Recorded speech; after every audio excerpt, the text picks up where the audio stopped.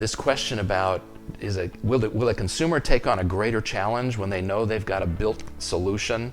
Absolutely. If they've used built to put together a complicated playset, grill, whatever, and it's suddenly made it a pleasant experience and they're not thinking of divorce as the next solution.